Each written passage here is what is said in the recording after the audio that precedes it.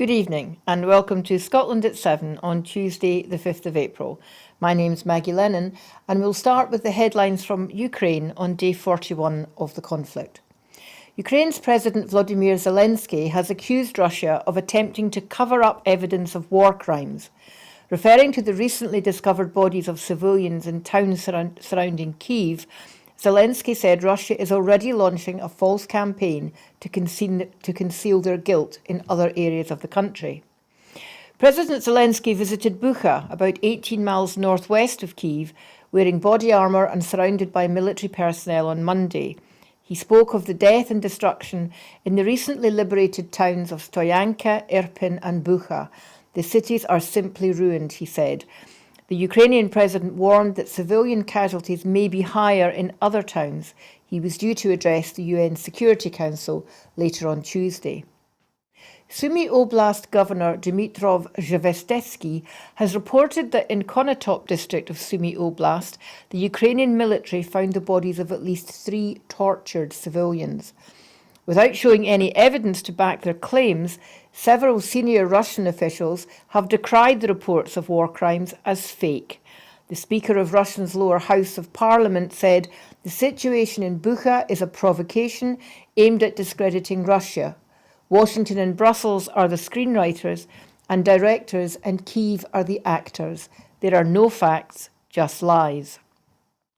A team from the International Committee of the Red Cross has been released after being stopped during an attempt to reach the southern Ukrainian city of Mariupol and held in nearby Manhush. Ukraine's Deputy Prime Minister, Iryna Vereshchuk, has said there will be an attempt to open 7 humanitarian corridors today. The routes will be in Luhansk, Zaporizhzhia and the Donetsk regions. The mayor of Kyiv asked European politicians to cut off all commercial ties with Moscow, saying all payments it gave to Russia was bloody money. The European Commission President Ursula von der Leyen spokesperson has announced that she will travel to Kyiv this week to meet President Zelensky. She will be accompanied by Joseph Borrell, the Europeans' highest-ranking diplomat, and they will visit Kyiv ahead of an event in Warsaw in Poland on Saturday. Italy has expelled 30 Russian diplomats because of security concerns. Denmark has expelled 15, and Russia has already stated that it will retaliate. France's European Affairs Minister Clément Beaune has told RFI Radio that the European Union will most likely adopt a new round of sanctions against Russia on Wednesday. I'm joined down the line tonight by Paul McLennan, MSP for East Lothian. Good evening, Paul. This new narrative from the Soviets that there's no truth in the civilian deaths, there's no truth in the war crimes, it's all fake news. Who on earth is that for the benefit of? No one believes them, surely. I think it's probably one for its own interior, I suppose, consumption. I think when you see what's happening in the Russian news, and I suppose how they're controlling that, I think that's probably for their internal consumption. In regards to the messaging that we've seen coming out of Ukraine, it's similar to what we've seen coming out of Syria, and the situation in Syria. So I think it's a well rehearsed technique that the Russians are using, but I don't think it fools anybody apart from their own population when they censor their own media. But it's well versed and well I think well rehearsed as it was in Syria before. And indeed in Chechnya, I was reading reports of war crimes in Chechnya, and it could easily have been the sorts of things that we've been seeing in Ukraine in the last 2 days. Zelensky, the president of Ukraine, has given the UN Security Council a harrowing account of atrocities in his country and demanded that Russian leaders be brought to justice for war crimes. A day after Joe Biden called for Putin to be held to account, Zelensky's called for an international tribunal similar to the Nuremberg trials of Nazis after the Second World War. President Zelensky spoke amid global revulsion at apparently deliberate civilian killings by Russian troops in Ukraine. He visited the town of Bucha on Monday after officials said the bodies of 410 civilians had been recovered from Kyiv area towns when Russian troops withdrew. There is not a single crime that they would not commit there, President Zelensky said via video link. The Russians searched for and purposely killed anyone who served our country. They shot and killed women outside their homes, they killed entire families, adults and children, and then they tried to burn the bodies. President Zelensky spoke of civilians shot and killed in the back of the head after being tortured. Some of them were shot on the streets, others were thrown into the wells, so they died there in suffering. He added civilians were crushed by tanks while sitting in their cars in the middle of the road just for their pleasure. The president detailed the alleged brutality of the Russian forces. They cut off limbs, slashed their throats, women were raped and killed in front of their children. Their tongues were pulled out only because their aggressor did not hear what they wanted to hear. This was no different, he said, from Islamic State, the terrorist group notorious for its acts of cruelty in Iraq and Syria.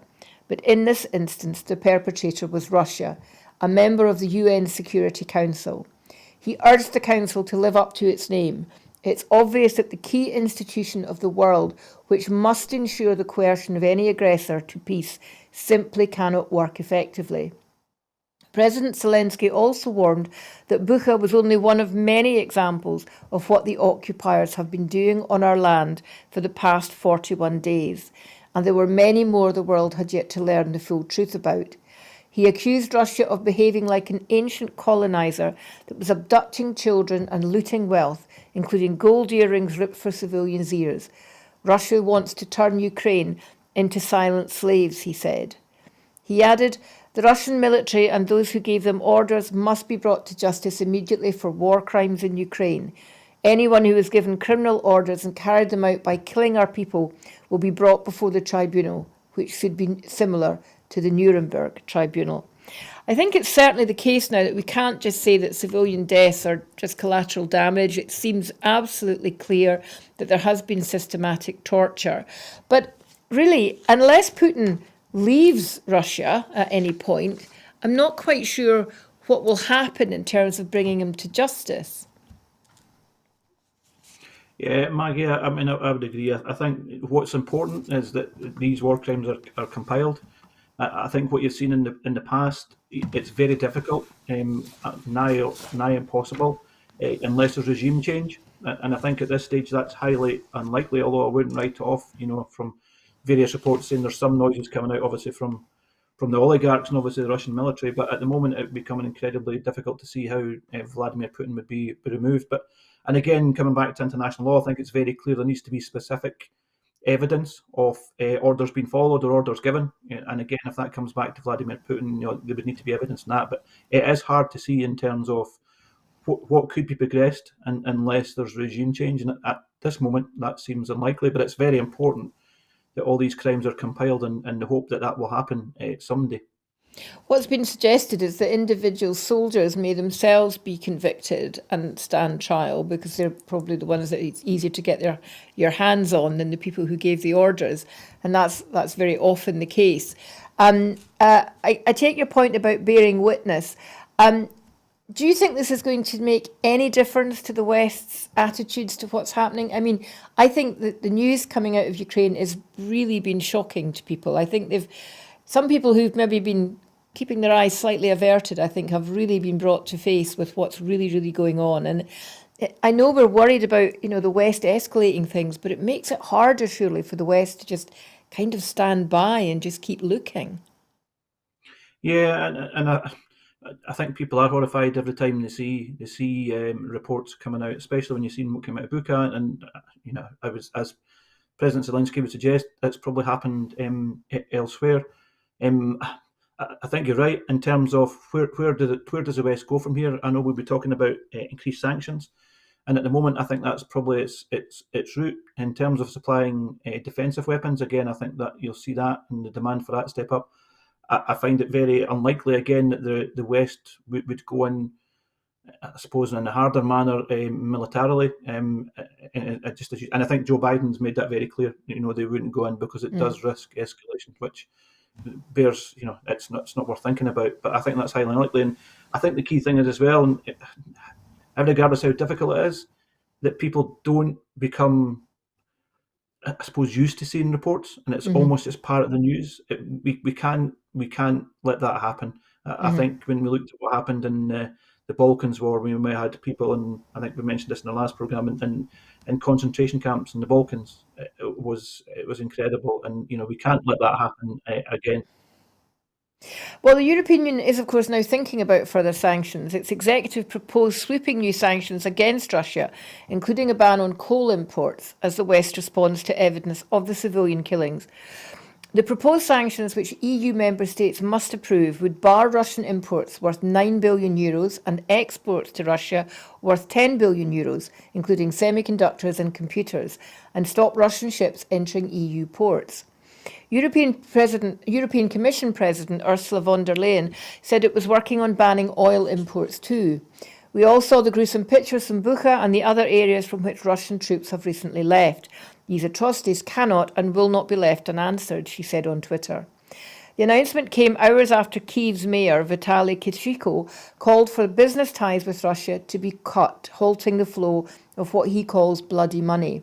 Since the Russian assault shifted from northern Ukraine to the south and east, grim images have emerged from the town of Bucha near Kyiv, including a mass grave and bound bodies of people shot at close range, prompting calls for tougher actions against Moscow and an international investigation. Several European countries, including Germany, France and Italy, have announced expulsions of Russian diplomats, and Moscow have said it would respond in kind. Now, more sanctions, as we've agreed, is the only thing that seems left to us. What kind of impact is that going to have on EU economies? Should we even be considering that? And how bound by these new sanctions will the UK be? I think there's a couple of ways to look at it. I think you mentioned coal. Russia is the third largest exporter of coal, and I think all the analysis you see from economic experts think this will push Russia into a deep recession. And again, I think whatever news that President Putin's trying to get out in Russia in terms of what the actual campaign is, as he calls it, it will start hitting people in the pockets in Russia. And I think that, again, that has to be a consideration, I think, for President Putin.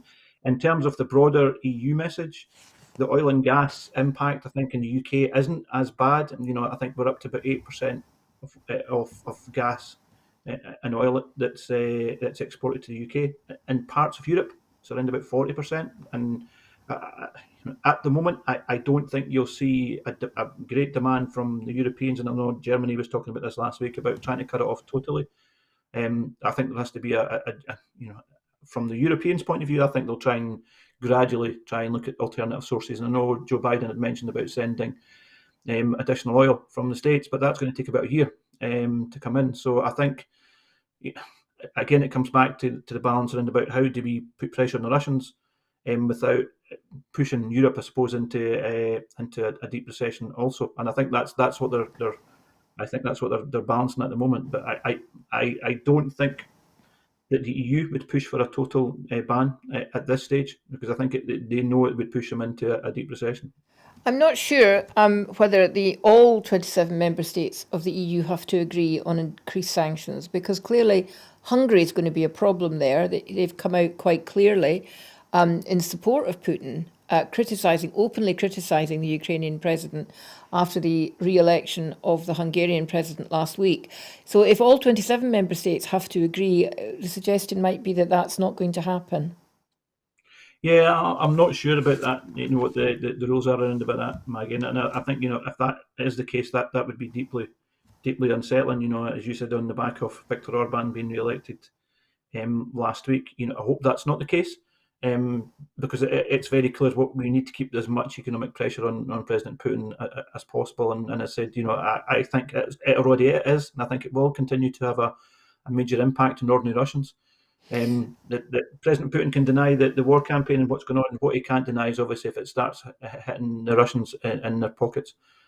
But you can see how you could play the fact that if they really thought, well, we're as bad as they're saying we are, they wouldn't keep buying our oil and gas and coal, but they still are, so it's kind of okay. You can see how he could play that quite clearly, in the same way that he played Crimea. They didn't stop us or sanction us to this extent when we annexed the Crimea, so that's almost like saying it's okay. So yeah, I think until ordinary Russians really feel the pinch, and there's suggestions that that's happening in various parts of the country, then he's going to still play this as part of his narrative. Yeah, I mean, he played a high risk game, and it's still playing out. I think when he talked around about oil and gas, but particularly gas, and said they need to be paid in rubles and not in euros because obviously the Russian currency is severely struggling at the moment due to the sanctions. So, he's playing a game of chicken. I think he knows that this is high. It's a high stakes in terms of this. And I hope that the EU and other countries will stand firm to that and continue to pay in euros, as I said, because I think that the impact on the ruble, it's already been devalued by quite a considerable amount, will continue to grow if they continue to pay in euros. And I don't think at this stage that President Putin has much, doesn't have a very strong hand in that regard. He knows he needs the funds to keep him going, and he needs the ruble to support the paid in rubles to support the Russian currency. Mm. Well, as the stakes continue to heighten, as rhetoric continues to increase, let's just hope nothing else escalates. A man like Putin cornered as a very dangerous prospect. Closer to home, Partygate hasn't gone away. The civil service chiefs are braced for the behaviour of top Whitehall officials to be severely criticised in the Sue Gray Partygate report after the government's former ethics chief apologised for attending an illegal gathering. Amid speculation about whether Boris Johnson will be fined over lockdown parties in Number 10, there is also consternation in Whitehall about how to deal with the fallout from senior civil servants being implicated as organisers of the gatherings when the full report is finally published.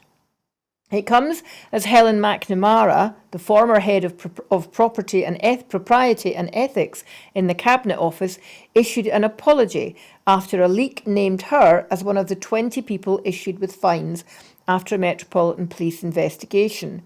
It's understood a leaving party for Kate Josephs, who ran the COVID task force, has also attracted fines in the first wave of penalty notices. Josephs is currently on paid leave from her job as Chief Executive of Sheffield City Council, pending an investigation.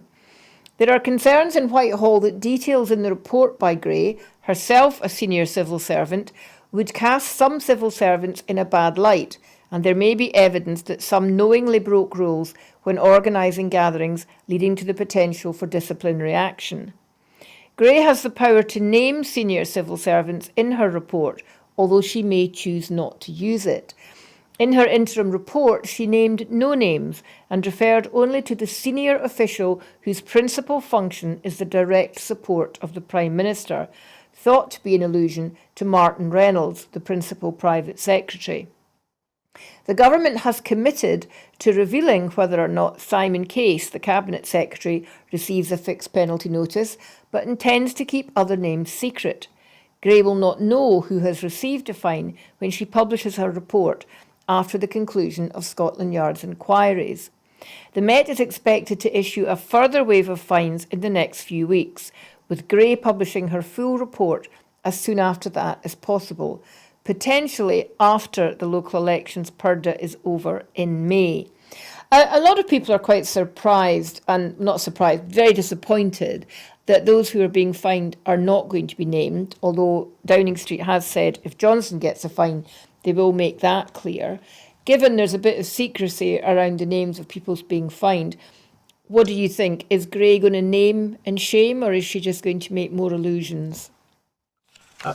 I would be surprised if she names and shames. I think there'd be political pressure. I know it's supposed to be an independent report, but I think there'd be political pressure laid on her. I think not to do that, but I think that becomes incredibly difficult then to keep the name secret. We've seen the name of Helen McNamara, as you said, head of propriety and ethics, being named in Simon Case, we obviously mentioned. I would find it incredible that would be kept quiet. And if I was advising Boris Johnson, and thank God I'm not, I think they have to come clean on the issue and mention who's been fined and so on. They've not got a good history at doing that, and it's more that they're caught, they're found out, and then they admit what's happened. So I find it incredible, when you think about this. The head of ethics, it was actually fined. It's incredible, and it goes right to the top. I've no doubt that Boris Johnson will be found guilty of this. Whether he's fined or not, let's wait and see. But and I think they're maybe lining that up already, saying if it is Boris Johnson is named, they would come out and say that. So I think they're probably trying to soften the blow. So we'll wait and see what kind of comes out of that. But it's incredible, and I think we're seeing defensive tactics from Tory ministers and Tory MPs already. I watched Question Time last week, and had a Tory MP trying to defend Boris Johnson, and the audience were actually laughing at her because nobody believes what was being said. So, and I think they'll be incredibly defensive as well if this is proven to be the case. But I don't think it's going away. I think you're seeing that in polling, both in the UK and in Scotland, this isn't going away, and I think it will have certainly a medium-term effect on their polling, I think. But I mean, as you say, there already have been leaks, and that's worse. If it's going to, it will come out because people will leak it, if only to throw light away from themselves. And better that it comes out openly than it comes out through leaks. And we know that Downing Street is about as leaky as a colander. Staying at home for now, the Culture Secretary, Nadine Dorries, is pushing ahead with controversial plans to privatise Channel 4, with the government backing proposals to sell off the broadcaster after 40 years in public ownership. The government hopes to raise around £1 billion from the sell-off, making it one of the biggest privatisations since the Royal Mail went public a decade ago. Ministers have suggested they could spend the proceeds to boost creative training and independent production companies, essentially funding their levelling up agenda.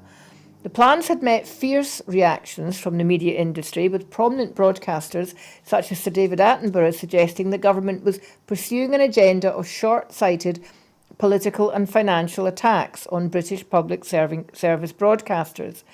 Channel 4's chief executive, Alec Mahan, told staff of the news in an email on Monday night, saying, "We've been informed in the last hour that the government will shortly announce that the Secretary of State has decided to proceed with the proposal to privatise Channel 4. Responding to the Channel 4 privatisation plans, Cabinet Secretary for Culture, Angus Robertson, said, "This unnecessary and ill-conceived plan strikes a blow at the heart of public sector broadcasting, at a time when it has shown beyond measure its value during the pandemic." This decision has been widely opposed in the media sector, as well as in the vast majority of submissions to the UK government's own consultation. Critics have pointed out that privatisation will dilute Channel 4's focus on creativity and public benefit, substituting this for a focus on commercial shareholders. It's not the way to secure Channel 4's continued success and contribution to the UK's creative industries. In particular, this will be disappointing news to the independent production sector, which has flourished with Channel 4's help, including £200 million for Scottish-based productions and support for 400 jobs since 2007. In Scotland, this decision comes at the very time that the channel has strengthened its content spend, investment and links to Scottish creative businesses through its creative hub in Glasgow, with high-value drama series such as Screw, filmed at Kelvin Hall. Channel 4 has an interesting model. It's publicly owned, like the BBC, but it doesn't receive any money from government through a licence fee. It receives all its money through commercial advertising. It doesn't produce any of its own content. Everything it shows is commissioned. That's why it's been so important for independent production companies who maintain the rights to what they produce, and they themselves can then make substantial profits by selling those rights to other streaming services or internationally, all of which has really helped boost the independent production side of things. So this is a real blow. The government are claiming it's because commercial television revenues are falling, because TV watching, traditional watching, the box in the corner of the room is changing, and that it's not going to be competitive. But I think that's a lot of nonsense. I think David Attenborough and many others are right. This is just a pure, unveiled attack on public service broadcasting. Has this got the writing on the wall for the BBC, do you think? I'm not sure whether it's for the BBC. I think they might be trying this approach to see what happens with the BBC. But you're right. I mean, I'm old enough, Maggie, to remember when Channel 4 was first came on air, and it's grown over the years. And it is right. It's public service. Some of the films it has, some of the programmes it has, are very, very good, and it does give you that balance. And I think that's incredibly important. And in society nowadays, where it is hard to get a balanced approach, and you're right. I mean, it's funded by ads, and I think you've seen some of their own stars today. Krishnan Gurumurthy coming out and saying that. The stars from Location come out and saying it. Most of the big names have come out and criticised the move, and I watched Nadine Dorris earlier on today in committee, and she didn't seem to be aware of how the Channel 4 was funded, which was incredibly scary in terms of that. And I think it's been driven by ideology more than anything else. It's not the interest of public broadcasting at all. And if you are the BBC and you're thinking about the future of the BBC, there will be alarm bells, I think. And maybe the Tory party are trying to say, look, if this works with Channel 4, what can we do with the BBC? And again, I've had criticisms of the BBC before and whatever, but it's still a public service broadcaster. And if you lose that again, who knows where that would go. But yeah, it's incredibly worrying. And Channel 4 for me is a quality channel, and the programs they have are a great mix. And as you said, importantly, there is that interest in Scotland and developing the content in Scotland as well, which again I think is incredibly important, because we see how much the BBC underspends what it invests in Scotland as compared to what it raises through the licence fee. It's also important for other devolved administrations that has a massive commitment to Welsh language programming as well, which other mainstream broadcasters don't have. Channel 4 News is, apart from our own news, the only hour-long news programme at that time of night. It's very well regarded, and it's often very critical of government. They don't hold back, and you can't help feeling that this is part of it. It's an attempt to kind of close that down in some regards, because we know that once any news-making outlet is privatised, then it becomes the agenda of the owners that will affect content, and it won't be independent in the same way. Yeah, I mean, I think you're right. I mean, the Welsh broadcasting, S4C, I think is incredibly important to the people of Wales. I think you're right. Channel 4 News for me stands out above the other main broadcasters in that regard. It's balanced, it's fair, it can be critical, it asks questions that the other channels don't, and I think that would be a great loss to broadcast in the UK if that happened. And certainly that's something that I'm sure it'll be raised in the Parliament when we go back from recess. It's got to be raised in Parliament and discussed in Scotland, and the impact it had. There was a recent debate talking about the future of the BBC. I'm sure there'll be something similar talking about the future of Channel 4. Interesting too that the report makes it clear that most of the comments on the consultation did not approve of this. It does make you wonder why governments bother to consult if they're just going to ignore what people say. They're determined to go ahead with it anyway. Yeah, and I honestly think we've got the worst minister to deal with this. I think she has she fails to grasp detail. I think we've seen that. She tried to defend Boris Johnson previously, and was very aggressive in how she dealt with that. Didn't deal with facts, and I think just watching her in the committee today, trying to defend the sale, was incredible to see her lack of knowledge around about how Channel 4 was funded and how it works. And there seems to be an ideological drive to this, not trying to improve broadcasting. And it's not down to ads on Channel 4. I think the opposite. I think people would probably invest in Channel 4 because they see it as a high quality channel. Well, one of the other main bits of law that's being progressed at the moment that's had a huge amount of opposition from a number of sources, including the public, is the new immigration bill. And there's been a bit more bad news for that coming Priti Patel's way. It's gone back to the House of Lords for its second reading there, and it's been ripped apart for a second time in the upper house, as the government suffered more than 10 defeats over controversial proposals to tighten immigration rules. Peers supported proposals to ensure that the bill complied with the 1951 Refugee Convention and challenged the government's plan to redefine refugees into two classes based on how they arrive in the UK. They also voted to allow asylum seekers to work if their case had not been resolved within 6 months, to require formal return agreements for third states to ensure safe returns, and to allow unaccompanied child asylum seekers in Europe to join a family member legally in the UK. A succession of votes went against the government as a session in the House of Lords crept towards midnight.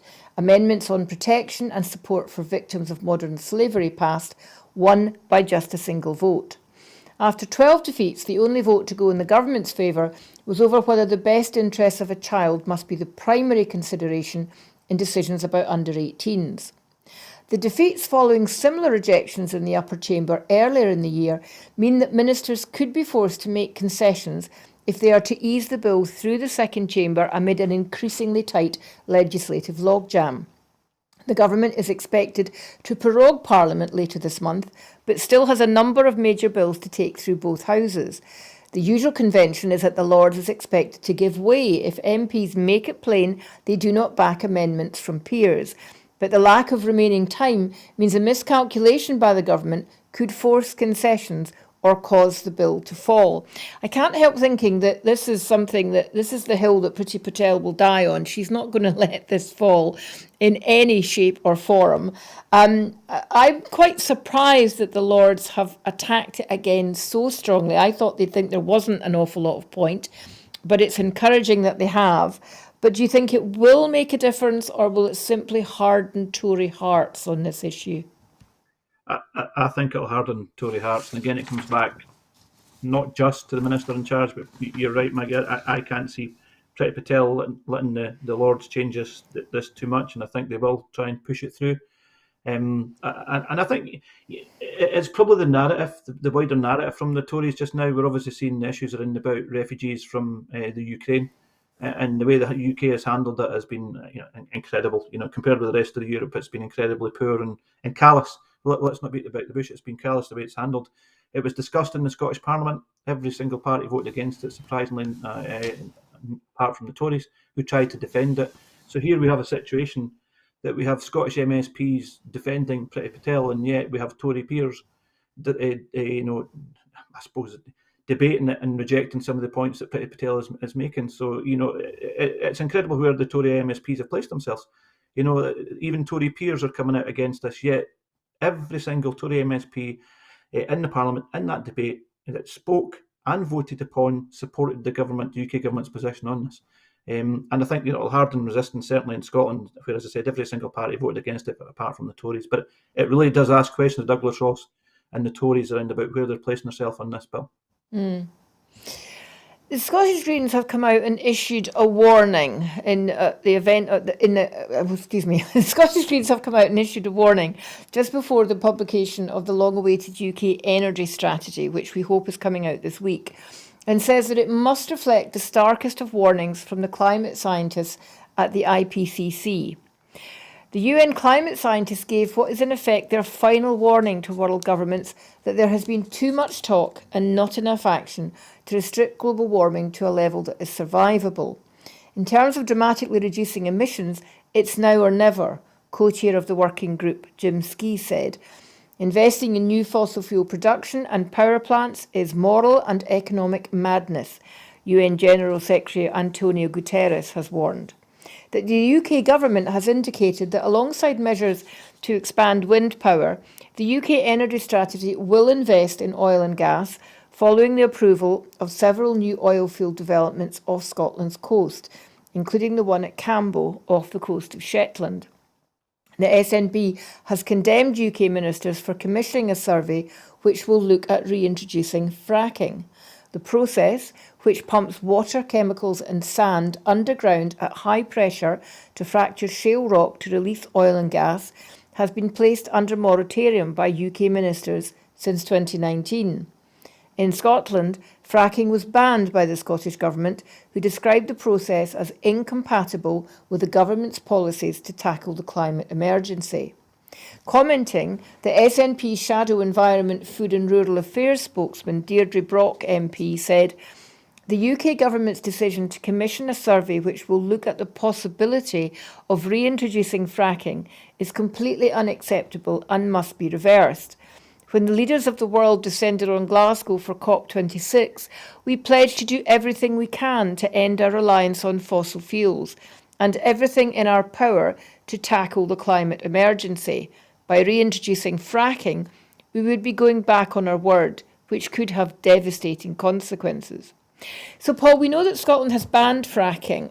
Is there any, just as we know that devolved powers are being eroded left, right and centre, will Scotland be able to maintain that ban, or is there any way that if the UK government decide to proceed, that we could see almost fracking by stealth in Scotland?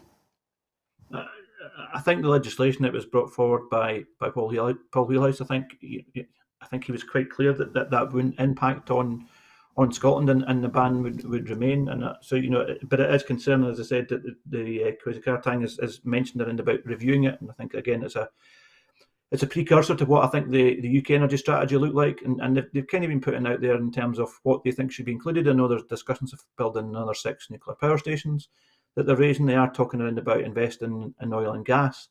But the biggest problem we have with these, whether it's nuclear power stations or investing in oil and gas or even fracking, these solutions are 5, 10, 15, 20 years away in some cases. So are they trying to use the energy crisis and the war in Ukraine as a push try and change their energy policy? I think so. The Scottish Government was meant to be producing its own energy strategy, but now is going to be looking to do that probably in the autumn. And I think the Scottish Government has to stand firm around about its current policy position, which is obviously no new nuclear, no to fracking, and increasing investment in renewables. And I think one of the key things, I chair the cross-party group in renewables in the Parliament, and the biggest barrier we have at the moment to more renewables is transmission charging. And transmission charging, which charges the wind farms for actually generating, power. In Scotland, it actually is charged. Down in south of England, it's subsidised, and that's the biggest barrier. I know, speaking to these companies, to invest in more into growing the renewable sector, and we don't have the power to change that. And that again shows you the lack of devolved powers is holding Scotland back. It's holding Scotland back. So I hope Scottish Government, and I'm very, I think very confident that the Scottish Government won't change its policy on that. And we need to move towards a just transition, as I said, and that's been talked about. But we need to invest more in renewables, make sure that the investment is encouraged. And generate these and get these wind farms up and running to give us that future, that clean future going forward in the next 25, 30, 40 years. But by announcing a recommitment to invest in oil and gas and to explore, and Campbell's obviously part of that, and this most recent information about fracking, it's like COP26 never happened. I mean, have the British government never really been committed? They just kind of went along with it, but actually now we're seeing the true colours. And are they using the potential energy crisis from the war in Ukraine just as an excuse? They've always been, I think, pretty keen on fracking. I think they could see the profit emerging from that. Yeah, you're right. I mean, I listened to Alok Sharma, who was the president of the COP26, just on the radio yesterday, and he was quizzed on that and was very evasive, let's say, around about that. He came out, he was in tears, stating just not even 6 months ago, stating about what would change, and the situation has worsened. Climate change, we've got more reports coming out saying it's now or never, and we're seeing the Tories back off. In terms of their commitments to that, no doubt they're backing off, and that they are getting. I think they're sending out messages that the energy strategy will include more nuclear. It will include fracking. It will include more investment in oil and gas. Exactly as you said, as the head of the UN, Mr. Couture said, it's lunacy. It's crazy to invest in this, and that's not going to change things overnight. These talking about investments 5, 10, 15 years. If we're going to reach net zero, and then we're producing, industries that add to that. It's incredible. It's absolutely incredible. Nobody can believe the Tories on many things, but on energy policy and their commitment to net zero, and I think you're seeing the right-wing press as well, Maggie, talking about this. Do we have to drop net zero? And I think that's seen as a political agenda as well, that they don't see net zero as being something that the world needs to move towards. It's like the short-term gain. Long-term, we're already seeing the impact of climate change. We have to stand firm on that, and we have to try and push to try and get energy policy devolved to Scotland. I think that's highly unlikely under the current system. And again, strengthens the case, I think, and I think is a major debating point in terms of the next independence referendum, is energy needs to be controlled by the Scottish people, by the Scottish Government, and fully devolved in the short term. But as part of an independent country, we can make our own regulations, our own rules, and move Scotland towards net zero. Official figures reveal that council taxpayers in Scotland get the best deal in Britain, paying on average £590 a year less than they would in Tory-run England and £423 less than in Labour-run Wales. And the figures also demonstrate that the savings for Scottish council taxpayers in comparison to what those in England and Wales will pay is going to be even greater next year.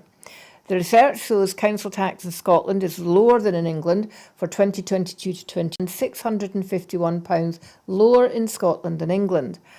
The average council tax increase in Scotland for 2022 to 23 was 3%, compared with 3.5% in England and 2.7% in Wales. Commenting, SNP MSP Kenneth Gibson said, Scottish council taxpayers are getting the best deal in Britain, paying almost £600 less than they would in England, on top of the £150 council tax rebate announced last month by Finance Secretary Kate Forbes. This demonstrates that the Scottish Government is doing all it can within its restricted powers and resources to keep as much money as possible in the pockets of Scottish families. Paul, what this report doesn't doesn't give us any indication is we can compare prices, but we can't compare services. So local governments where you've come from, is less always more in this case? Wouldn't it be better for councils to have more money given to them in order that they can maintain services? Yeah, you're right, Maggie. I mean, I'm coming to the last 4 weeks. I've been 15 years a councillor and previously a council leader as well. So yeah, there's always that balance and about what local government gets and what services it provides as against council tax rises and so on. But I think Scottish Government has protected local government in difficult times. You know, it's easy to forget we went through 10 years of austerity, and the independent commission for Scottish Fiscal Commission also said today there was a cut. Not today, during the last few months there was a cut in the UK budget of 5.2%.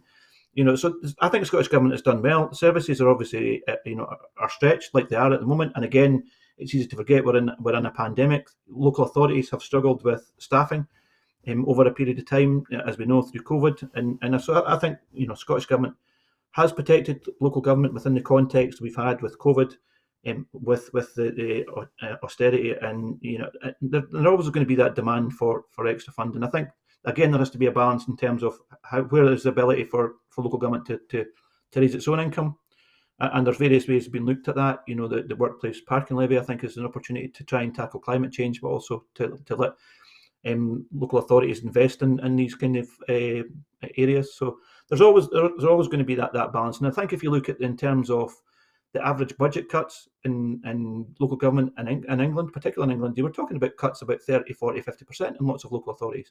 And I think the average was over 30%. So Scottish Government has protected, I think, local government in what has been very, very difficult circumstances. But it is true, isn't it? If you ask most local authorities, would you like some more money? They wouldn't turn you down, would they? No, they wouldn't. And I think, again, Maggie, it comes back to, obviously we had the previous council tax freezes. And at the moment, obviously, we have, the cost of living crisis. Council tax is probably one of the biggest bills that people pay, apart from energy, their mortgage.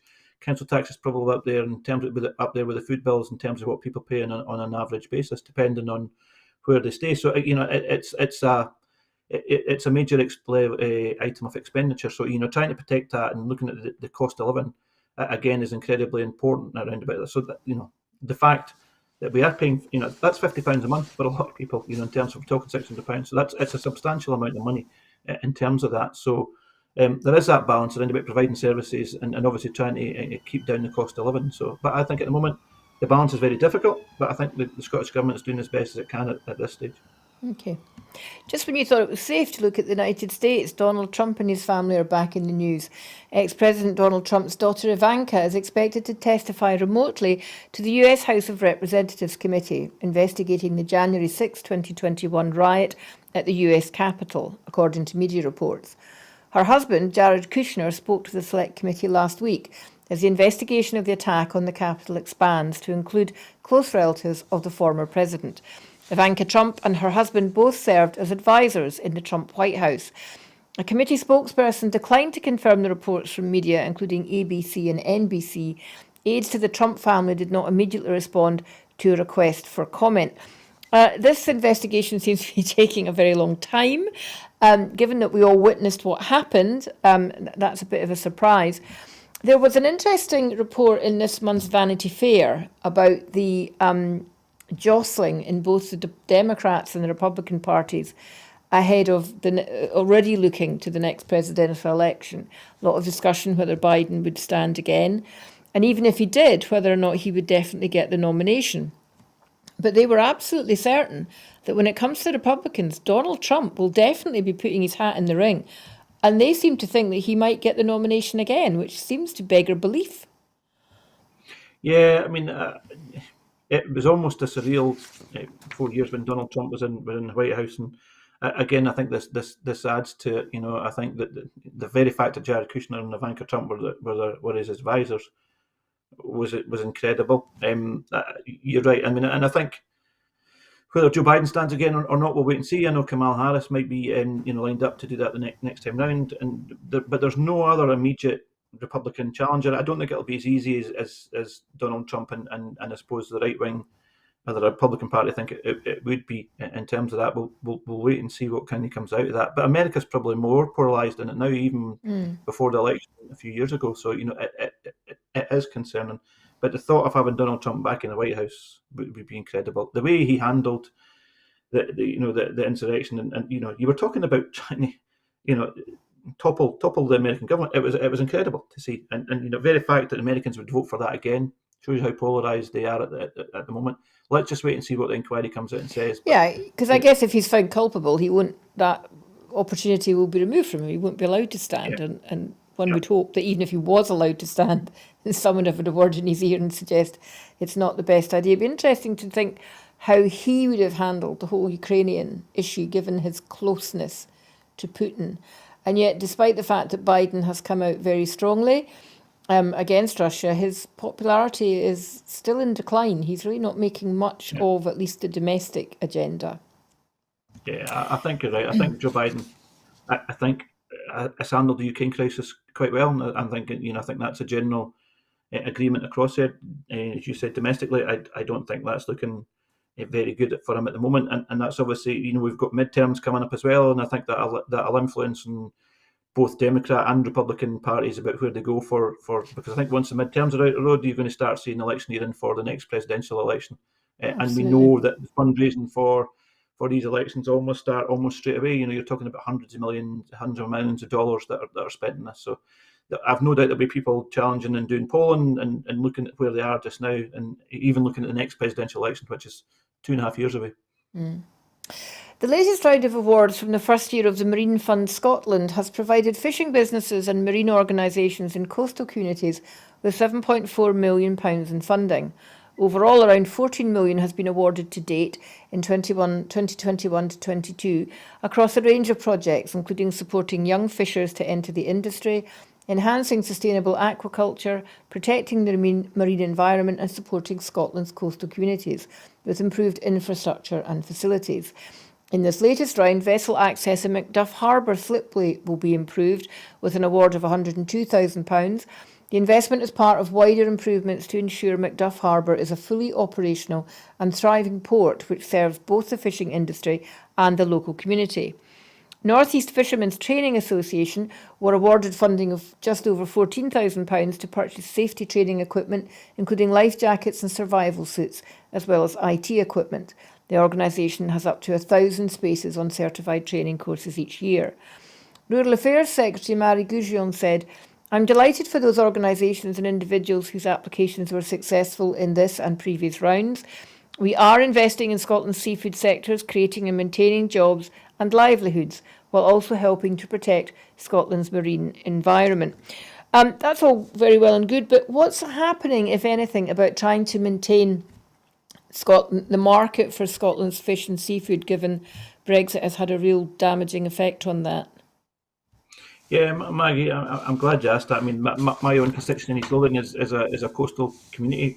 My own hometown, Dunbar, has been a fishing town for a couple of hundred years, and we've got other ports, other fishing villages. North Berwick and Port Seaton are also have that to a lesser degree. But fishing's been a major part in the Dunbar community for a number of years, and has seen the ups and downs. Brexit made an impact on that straight away. And I actually raised a question on this issue last week, talking about the Scottish Government had its trade statement, and I think the Scottish Government are engaging with those in Europe in terms of trying to re-establish markets which have been lost. In terms of that, I know it's opening up various centres. For example, I'm talking about trade in Warsaw and in Copenhagen. So there is a piece of work that's been going on, and I've been working quite closely with Food and Drink Scotland and Scotland's Food and Drink as well around about that in terms of what they're doing. So they're working very hard as well to try and establish that market, and it's a very strong market. Scotland's seafood production is seen across the world as being of high quality, and we need to make sure that we support that. And it's not been teething problems over Brexit. These are long-term problems. So the Scottish Government are working very hard, working very closely with the sector themselves and producers around about, trying to make sure that these existing markets are growing, but that we don't lose any further, I suppose, opportunities, and indeed trying to grow the market, because the quality that we have through not just our seafood producers, but overall our food and drink is exceptional high quality, and we need to make sure that we continue to do that. And as I said, I know that impacts directly on my own hometown, which did see an impact almost immediately after the Brexit. But in terms of that, again, you mentioned before about trying to get people to come into the industry. That's a challenge, as well as trying to get people into rural economies as well, and farming. That's a challenge. So I'm glad to see funding put towards that as well. Mm-hmm. A poll suggests that the SNP could have their best ever set of local election results. A new poll shows momentum behind the SNP and the Conservative vote falling as the campaign marks 1 month to polling day. The Survation poll for Ballot Box Scotland shows the SNP ahead on first preference votes by a significant margin, while the Tories trail in third place, significantly dropping from previous polling. SNP Deputy Leader Keith Brown said the Tories are sinking in the polls as the cost of living crisis bites. Mr Brown said that these elections would be vital to elect SNP councillors who he says will work tirelessly for local communities. May the 5th is also an opportunity for voters to make their voices heard, and Mr Brown urged Scots to use the vote to send a message to the Tories who are failing families in the middle of the cost of living crisis. Mr Brown added that a strong SNP result would be a verdict on what he described as Boris Johnson's lies, cronyism and moral failure. The SNP Deputy Leader went on to say this latest poll shows that people in Scotland continue to put their trust in the SNP and the positive vision we have for our nation, but there is absolutely no room for complacency as the campaign heats up. But he warned, we already know that turnout will be key in this election, which is why the SNP will continue to take nothing for granted, working for every single vote until polling day.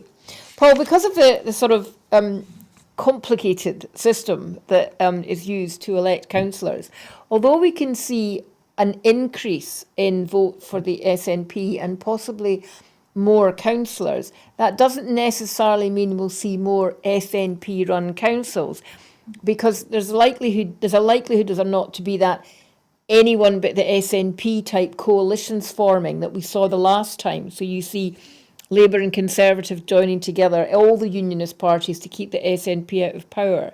So it doesn't necessarily mean that we're going to see much of a difference in terms of the political landscape across local elections, does it? Yeah, I mean, I think it's right. I mean, obviously with the STV system, it makes it very difficult to predict. And I think we'll wait and see. I think it's difficult because when you look at by-elections, for example, that tends to be just, it's all votes on STV, it only elects one councillor. I think if you look at the position in most local authorities, they're either 3 or 4 seat wards. So if you get more than 25% in a 3-member ward, you're going to get elected. If you get more than 20% in a 4-member ward, you're going to get elected. And I think what's particularly interesting is, come in 2017, I think the Tories probably had a high watermark.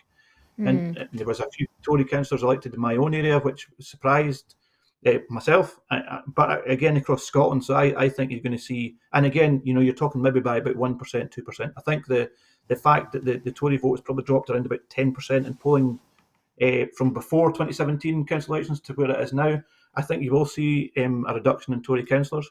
And I think that may or may not impact on lots of local authorities. You can sometimes see a 1 or 2 seat swing could see councils change. The Labour Party have come out and said they won't go into formal coalition, which I think we'll see what how that's looked at. But if Labour's in a position that it's the highest number of seats, then it makes it very difficult for them to work with other parties. You would hope that they wouldn't go and work with the Tory party, but that we've seen examples. But they have done it. They are doing it in some parts of Scotland now. So whether it's been informal, they've done it. I know they've done it formally in my own local authority in 2012, a formal coalition, which was incredible. I think that impacted on them. and the last administration, they both, the Tories and Labour worked together. I think what could be significant is I think you'll see a drop in the Tory councillors. I think, a couple of percent here and there could push the SNP to be the largest party and a large number of local authorities. And as we know, having an increased presence in COSLA is incredibly important, I think, for the SNP. So we've got SNP-run councils that are working with the SNP-run government and make the transformational change that we know that Scotland needs. One of the things that seems to be the case across all parties in every part of Scotland is there's been a real difficulty this time in getting enough people to stand for council. And we've seen in some parts of the country, councillors who were going to retire because of their age have been basically told, no, you can't, you've got to stand again. And it worries me that councillors are not being as representative of the people that they're potentially going to represent as they could be. Something needs to change, doesn't it? Yeah, you're right, Maggie. And I think anecdotally, all the parties this time round have struggled to recruit councillors. And I think you've seen councillors probably being nominated at a much later stage. That I sat in the local government committee at the Parliament, and there was a survey that was undertaken by the committee on COSLA asking what the barriers were to putting the name forward for local government. There was a few things. One was the pay, which is 18 going up to about 19,000, which not many people could afford to live off, and we need to combine with another job. And also, particularly about female candidates, was around about the toxic culture within, I suppose, within city chambers, if you like. So again, that was raised. We are undertaking a period of work after the election to look at how many people were elected, how many people were put themselves forward, and in particular to try and reflect what Scotland looks like. The Parliament made big steps forward in terms of its representation to make the Parliament look like what Scotland looks like. I'm afraid I don't think we're going to see that in terms of where we are, and that's particularly concerning. So we need to look at these issues. The local government committee will be looking at these issues, and I think we'll try and make some recommendations about how we can be more representative in the next council elections. And if, as you say, local councils are not reflecting the people that they represent, then that becomes a bit of a self-fulfilling prophecy. People think they're not as relevant and therefore they're less interested, and then that just becomes a continual thing. And we have local councils full of old, pale, stale white men, and that's not what Scotland is. No, and I'm now, although I'm not going to be a councillor in 4 weeks' time, I'm one of the pale, stale, mid-50s men. But we need to see that changing. And it's the councils need to reflect what their own communities look like. At the moment, we don't have enough BAME councillors, we don't have enough female councillors, and that's really concerning. We need to make sure that people want to come into local government, make the difference.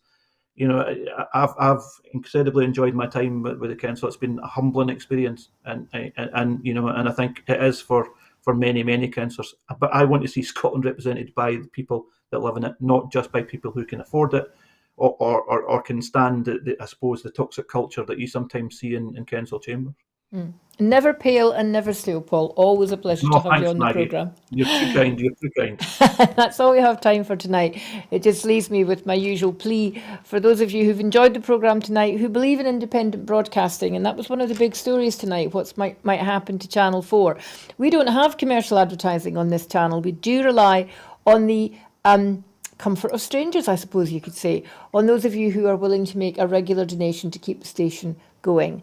So if you've enjoyed tonight, and if you're not already a regular donor, why don't you think about it? www.broadcastingscotland.scot/donate and see if you can't make a regular donation to help us going. There's a lot of big stories coming up in the next 2 years. Possibility of an independence referendum in 2023. We need organisations like Broadcasting Scotland to keep going. So please, have a think about it. Thank you for joining me this evening. I'll be back on Sunday with the full Scottish. In the meantime, have a good evening. Good evening.